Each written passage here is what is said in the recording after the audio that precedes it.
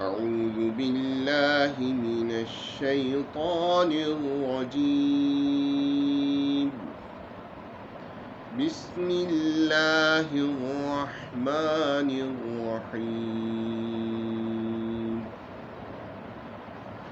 يوصيكم الله في أولادكم للذكر مثل حظ الأنثيين،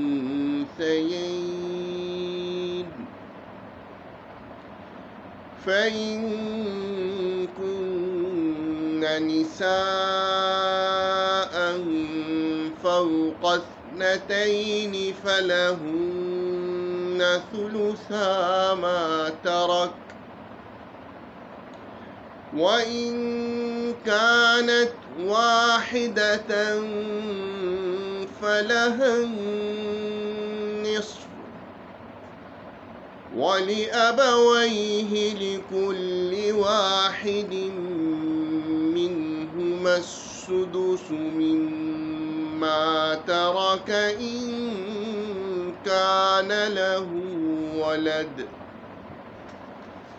فإن لم يكن له ولد وورثه أبواه فلأمه الثلث،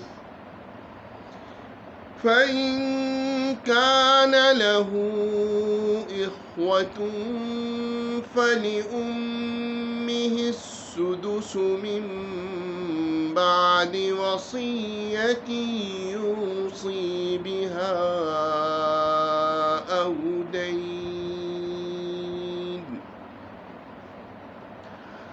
آباؤكم وأبناؤكم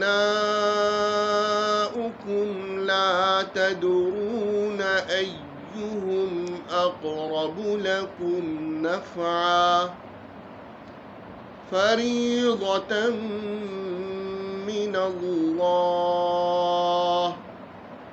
إن الله كان عليما حكيما.